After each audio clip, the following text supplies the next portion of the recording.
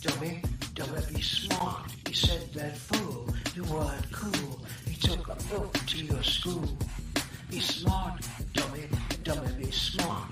Don't get shocked if you get mocked. It's what you find when you use your mind. Don't you sweat it, look 'em in the eye. Don't regret it, hold your head high. Be smart, dummy, dummy, be smart. Try to show some tenderness, even when they're playing chess. You think it's dumb to be smart? But that's the way you make art. So be smart, dummy, dummy, be smart. Hi, I'm James Eade, and welcome to Change Your Mind. I live in the divided states of America, and how do we become united again? A divided house cannot stand.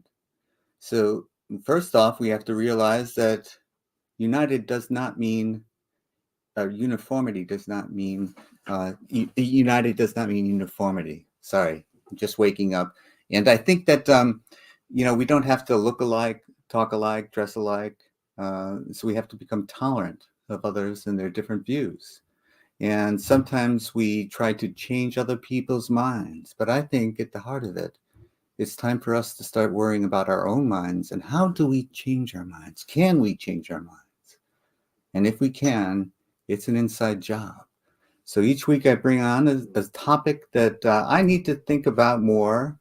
And I initially had some skepticism about, and I learned to change my mind. And today, let's see if I can. This is the topic, Reiki. What does Reiki mean? And I have brought on a guest that I know as the Purple Lotus. Hello, how are Namaste. you?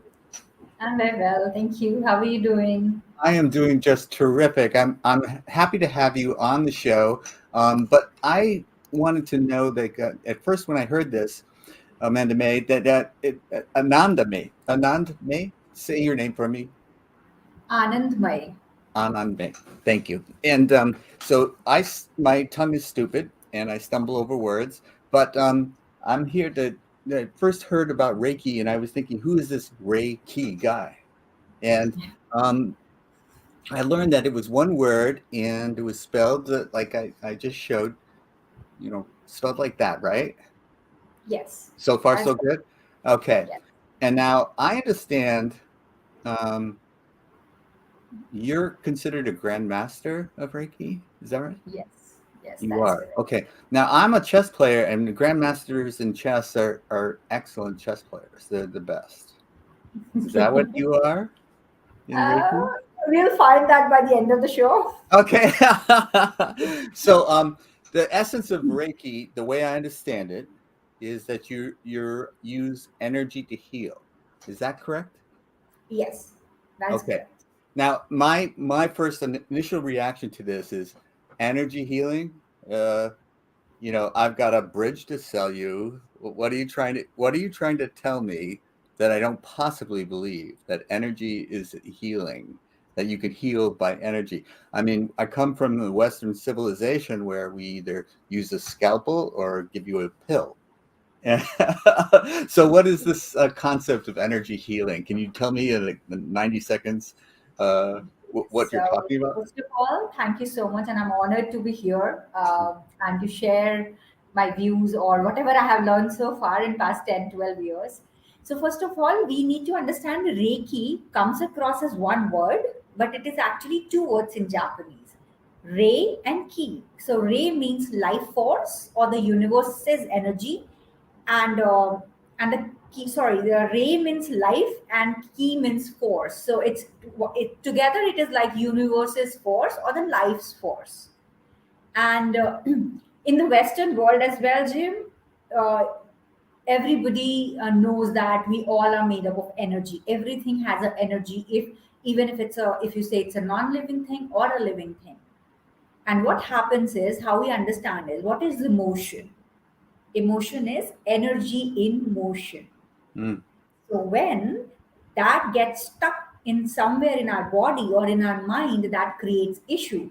And with Reiki, with the help of Reiki, when we start, we clear that blockage and we let the energy flow again, you become whole and healthy. I hope I Okay. have. the answer. That's a wonderful answer. I'm thinking of because the show's based on the blockage in our minds, and you're Mm-hmm. talking about the blockage in our bodies as well. And Yes. emotion is part of that. And so I think that like the mind and body are connected. And um, what I say when I'm practicing my spiritual practices, I'm thinking the mind can calm the body and the body can calm the mind. And I use Yes. deep breathing as one of the tools and techniques that I use to calm myself when I'm agitated or anxious.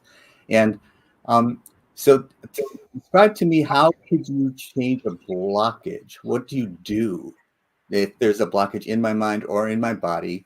How would you unblock it?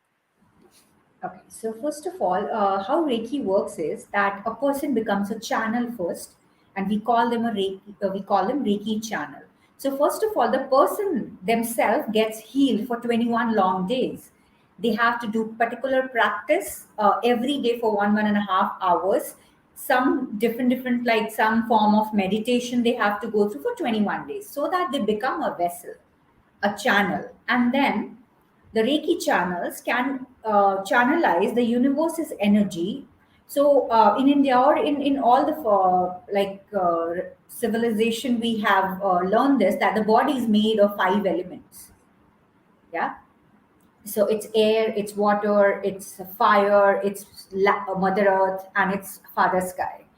So, Ah, collecting the energy from all these 5 things, we call it Panch Tattva in Hindi or in Sanskrit.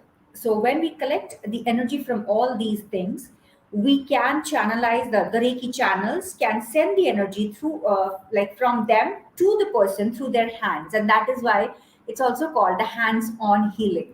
So it's like your hand become your powerful tool, the channels tool, and the person can either send the Reiki from a distance also, which I'll explain in the later part of our show. And first, the other one is the more physical one. So if I am there with you, I can move my hands across your body wherever there is a blockage. It will tell me energetically that there is a blockage, and then I can remove it from there. And when it comes to the blockages in mind, which we form as a belief system, yes. that this might work, this might not work, oh, this is not logical, how this can be possible, that sort of things, then with the help of Reiki, first of all, we make the person at ease.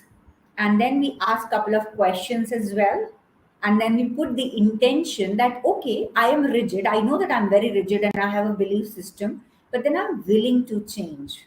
And Wow. there you shift the energy from rigid brick like person that, oh, I don't, whatever I know is the correct, and then, okay, I am willing to change, and I'm allowing a simple like a small crack in the wall, and I will let the light enter, and from there the energy enters the person mind and their body system. And most of all, it works on your energy system rather than on the physical mind or the physical body. And once that is fixed, you are whole. Okay. This is right. I'm really getting. I don't know if I'm showing it, but I'm getting really excited about this. What you're telling me, and but I still have some doubt in my mind, because you're talking about. First, you said that you had like 21 hours of meditation, and that was to become a Reiki channel. But Yes. then it sounds like at the end of a session, when a Reiki channel changes a person, that they have become a Reiki channel themselves. And that can't be true, is it? Right? I'm getting something mixed up there. Can you explain? So, first of all, if I am a person and I want to learn Reiki and become a Reiki channel, okay, so I will go to a master, a grandmaster, which I am, and I can teach people. Okay, Right. now after a couple of like 4 or 5 years of studies and meditation and practices. So, for example, I am just a simple girl and I want to learn Reiki. I'll go to a Reiki grandmaster. They will take classes. It could be for 1 day, 2 day, or 3 days long, and in those 3 days or 2 days, there are a couple of meditation, there are a couple of self practices which they teach you. They give you some history about Reiki, some things, the theory part also. They give you the theory books and position on where you have to self heal first. And once that is done, at the end of the third day or the second day of the course, the grandmaster attunes the person who has sat in that class. Wow. And by attunement, I mean balancing the chakra, activating the chakra, and making the person move like inside out. It's like a moving energy. And then after that, what happens is that the person like me, I will have to come back home and I will have to practice for 21 long days, whatever meditation or the self healing. Like we have to put our hands on different positions of our body and then chant the Reiki mantra, which we call the symbols as well. There are no mantra as such, but in Japanese we have symbols to in a way to read it. So you have to say those symbols and heal yourself, because it's a very simple theory. If you do not have a glass of water, how will you give it to me? So Right. if I am not healed myself, how can I Right. heal somebody else? So, and it is also said that 21 days is the best time to learn a new thing or get into a new habit. So you become a Reiki channel and then you can heal after the second level of attunement. You can heal other people. And one Reiki session goes for 1 hour, 1 hour, 10 minutes long for somebody. So if I'm a Reiki channel and I'm healing you, so it will, in physical form, it will be say 1 hour, 10 minutes long. And if I'm doing it from a distance, it could vary from 30 minutes to 40 minutes. I see. Yes. And at the end of that result, the person that you're healing is not a Reiki channel, as you just No, described. no, they are not, but they are receiving the energy. So they are getting into the balance. Right. So it's a question of balancing. And so you mentioned the chakras. And so if you can, as I do, move the energy, the life force, Yes. I guess the Reiki, from one chakra to another. Hmm. What do you is that part of the Reiki practice, or is that something else entirely? Or can you help me understand what it is? Because it's movement of energy and it's chakra based. But what is it that I'm doing when I do that? So you are basically incorporating couple of things together. So when you work with chakra, it's altogether a different science, how you activate them, how you balance the chakra. So sometimes your chakra can be underactive or overactive, and Yep. both is not good for your physical health as well. It's for spiritual health and for your physical health also. So what a person like anyone can do that if they know how to do it. They can anyone. You do not have to be a Reiki channel or a practitioner for that matter. So when you are working with your chakras, so and it also helps in grounding. So Yes. grounding is very much important if you are into any spiritual practice. Like it could any it, like pick one spiritual practice and you will see that everybody sits on the ground or they sit on a chair, but they are being connected to Mother Earth.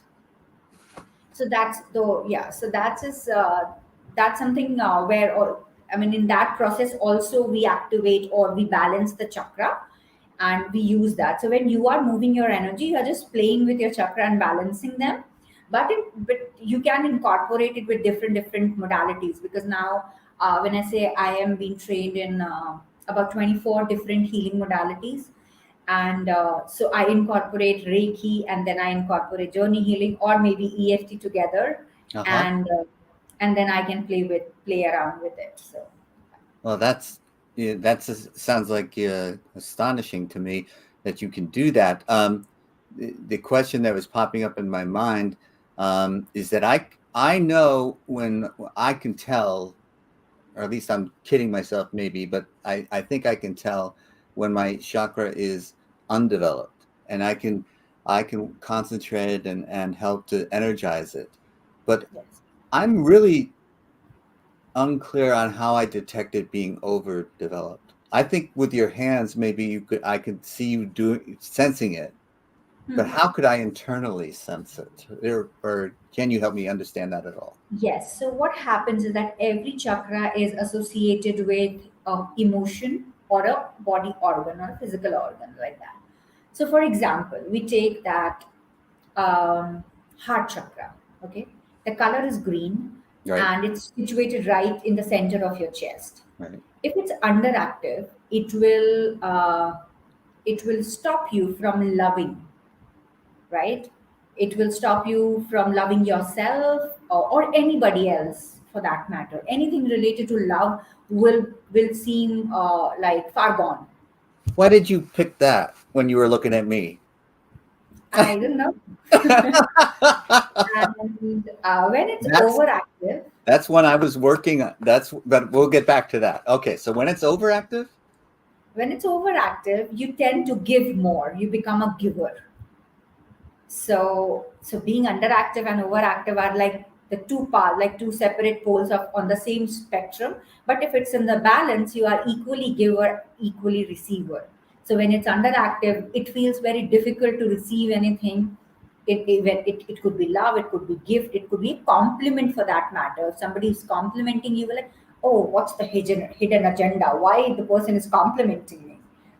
it's like you And know me. Wow, that's an amazing insight because that is exactly the type of thinking that I would have. People, one person who knew me well told me, Jim, you have to get better at receiving compliments. And I learned to just say thank you. But what the deeper underlying lesson here, I think, is that my heart chakra is undeveloped. yeah, And I would say this is, above me, you can see the book that I wrote, Freedom. It was about addiction. And it was when I was in the throes of addiction that I felt this undeveloped heart chakra. And it was unable to receive love, unable to receive compliments. And so in my recovery, I worked very hard, diligently on opening that up, that part of me up. So that now, I have a foundation that I run. I'm a giver in many ways. That part I don't question, but still I question is the part of being able to receive. yeah. It's still very difficult for me, and I don't know. I seem to be opening up my heart to give without too much difficulty, but opening up my heart to receive seems to be still. I'm still stuck. So I don't. I don't. How would you? How would you heal me? Okay, so first of all, I could send you distance healing every day, and you can feel better, and we can discuss about that offline. That how you are feeling. The second, how you can heal yourself, and that's the bestest thing I always tell people: sit on a chair or sit on a ground. In Padmasana, if you're sitting on a ground, but if you're sitting on the chair, it's perfectly fine. Hmm. Keep your feet on the floor without any shoes or something, and just close your eyes, and you can heal all your chakras like that. Hmm. And then imagine a lot of roots growing through your feet and through your like at, through your calf muscles, and everything is going deep down in the earth. Take a couple of deep breaths and let the root grow as deep as they want to grow. They will let you know when they have reached deep enough. And right now, I'll just be telling you how to heal your heart chakra, but you can do it with all your chakras. So now you can imagine or visualize rather a white healing light is coming up from Mother Earth. And while it is coming up, the white is turning into green color of heart chakra. And now visualize your heart chakra opening up or blooming up like a flower in the front and in the back as well. So it's like two cones together, Mm. and they're just opening up, rotating clockwise and anti-clockwise. It could be front clockwise and back anti-clockwise, but it's just rotating and it's opening up. Mm. And as you let that green light from Mother Earth heal and balance that, you put an intention that every day when I do this practice, I am healed and I am becoming whole, and my heart chakra is balanced. It is not overactive, it is not underactive, it is just perfectly balanced. And once that feels complete, you can allow the light go back to the Mother Earth Say thanks to her. Bring back all the roots to your body. Close them with your visualization and say thank you. And you can just open your eyes. Wow. It's very interesting because what I do is connect to Mother Earth, bring the white light up, and turn it green at my chest. But I don't visualize the rotating flower, Yeah. and I It, don't. Go ahead. sorry, go ahead, sorry. Uh, I guess I don't do. And I don't at the end give thanks, which I think is important. Yes. And because I do all the chakras at the same time. And so I Hmm. will give thanks at the end, but not at the individual chakra. And I think what I'm learning from you is that if I want to heal a particular chakra, this is the concentration method Yes. for any individual chakra. Yes, that is correct. Yes. So um, this gives me something to work on because I'm still confused with being able to give but not receive. Is that overactive, underactive, or just out of balance? It's out of balance. Uh-huh. Sometimes it's overactive, sometimes it's underactive. Right. So what happens, Jim, is say for example, say this pen is our spine, okay, Right. and this is our chest side. Okay. So there's a cone shaped thing, so like a flower, like this. So it has to open in front, and the same side it has to open in the back. So one rotates clockwise and the other rotates anti-clockwise. So the channel gets open. Ah, now I get it.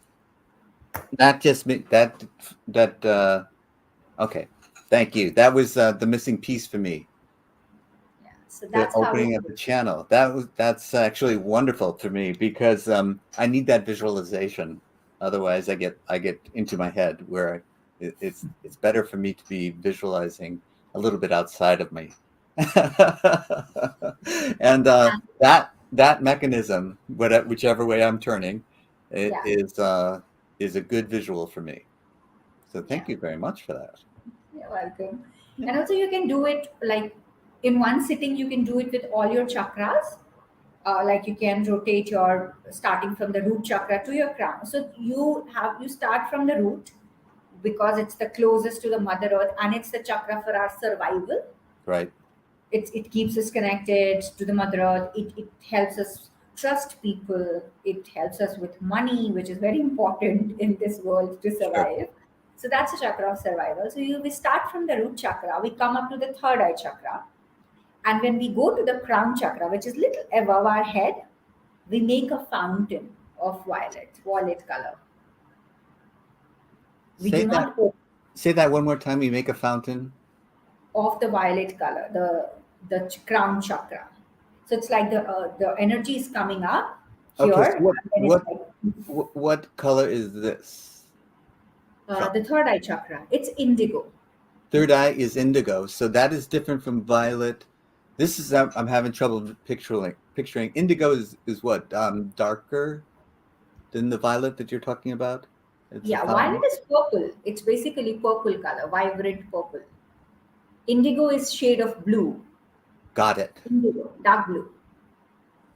Dark blue. Yes. Okay. So I actually because the way I learned this was white, the crown chakra, and you're saying it's violet. So simple. Write down on a piece of paper. Say Vibgyor. It's Vibgyor. Say it one more time. Vibgyor. Vibgyor. And that's the color of all your chakras. I got red, orange, yellow, green, blue, Indigo. indigo, violet. Violet. Thank you. That's it. I need acronyms. Yeah. That's wonderful. Okay, now let me just check. Okay, we're running towards the end of the show, so I can't go into as much detail as I want to with you. I Mhm. very much appreciate these insights. But one thing I'm questioning you now is Reiki is Japanese, or originated in Japan. Is that correct? How did you get Yes. started? How did you So get connected to a Japanese practice? okay, so so basically, it started by Master Yusoi in 1920, but few people say that Master Mataji was practicing this in 1914 as well. Okay. But when you go to the root cause or like the roots of this, everything is based on belief system, intentions, and energy. Few people also says that it was an ancient Indian or Tibetan technique when Tibet was also part of India. It was a very old technique based on the universal energy and everything, and it was rediscovered in Japan by Yeah. Master Roshi. So how I got introduced it was when I was going through a bad phase in my life. I was going to see a counselor or psychiatrist, if I would be honest. First of all, she prescribed me medicine because that's what doctors do. Right. But after some time, she said that I feel that you are an indigo child, and I had no clue what it was. And then she said, "Why don't you learn Reiki?" And I said, "Okay, what it is." And she told me, as I am telling you right now, and I'm advocating for it. But my first statement was, you make fool out of people. How can somebody put a hand on somebody and the Yeah. person will get healed? Yes. So I have the same conversation which you are having with me today, 10 Uh-huh. years ago, or 12 years ago, rather. So from there to from a skeptic person to becoming an advocate was a wonderful journey. So that is how I got introduced to Reiki. And then I thought that if it can help me, why I can't help other people after learning this? So that's how I chose this. That is a wonderful story. It warms my heart because, I think if I can ease the pain and suffering of others, why wouldn't I? And it sounds like you came to that same conclusion, something like that. It's that if this can help me, why wouldn't I help others using it? And Yes. I have found, and tell me if this has been your experience, that when I help others, I seem to get back more than I give. I Yes. feel so much better um, when I can heal someone else's pain and suffering, or even just ease it. It's a wonderful gift that I receive as well. And uh, and the idea that all of this ancient wisdom, wherever the source of it is, I think that it's probably this, they have the source in common someplace, because the manifestations out there, when you really get involved in any one of them, you see the similarities and Yes. how they may be being manifested in slightly different ways, but the commonalities are what binds them together. That's Yeah. great. Yes. And so whether or not it's ancient Indian wisdom that has been rediscovered or whether it was discovered independently, it really doesn't matter to me. Yeah, it doesn't actually. Yeah. As long as it's helping people, Yes. origin, the history matters to know. It's a good to know knowledge, but Yes. in real life, it's helping people. And you said it very beautifully that when you help people, help comes to you very effortlessly and easily, and Yes. that is because when you do something good for somebody else, you feel happy and you shift from a place of not feeling so good to a place of feeling good, which shifts your energy also. Yes. And universe always gives you back what you see or who you are. So if You, you are happy, if you are helping other people, you're like giving out the energy of happiness and helping other people. So universe says, okay, take it more. yes. That I'm not sure I understand the physics of it. I can't write down a formula for it, but it seems to be true in practice. I definitely have that experience, and I've heard people say it often enough that I know it's not just me. It happens to anyone who's practicing these healing techniques. They experience the happiness that they're giving. And we are running out of time, but I have like at least 10 different magical stories related to Reiki only, which I can share, and it's not borrowed from anyone. It's like my own story, my own experiences. Okay. Well, what I'll do is I'll have you back if you will join me again, Of And course, that would be an honor. we'll get into that. And I won't be so skeptical when I start. So I have, I don't know why this is coming to me again and again, but after all this conversation, the one thing which is coming to me is life throws experiences to us. There are two things which we can do: either ask what is happening to me and get irritated and frustrated about it, or ask the question why this is happening to me and learn the lesson. And if we choose to learn the lesson, also, there are two things again what we can do: either become bitter, oh, this has happened to me and I will make everybody else suffer, or we can become better and heal other people. Yes. And in one lifetime, you can do both. Yes, yes. And that's Thank called you. transformation. Thank you so much for joining us. And Thank you for having me. It was an honor, honestly, to connect with you after so long. yes, yes. And I will take you backstage now, but we will connect again. I feel Sure. it. All Thank right. you so much. You bet. Wow. I'm still recovering from that, but I want you to know that this has been a series of shows about changing my mind, but it's up to everyone to change theirs. And so until next time, thank you for watching this week's episode of Change Your Mind. And the Roman god Janus in my lower left-hand corner is going to be replaced by a more modern version because we can change our minds. And just remember, every weekend,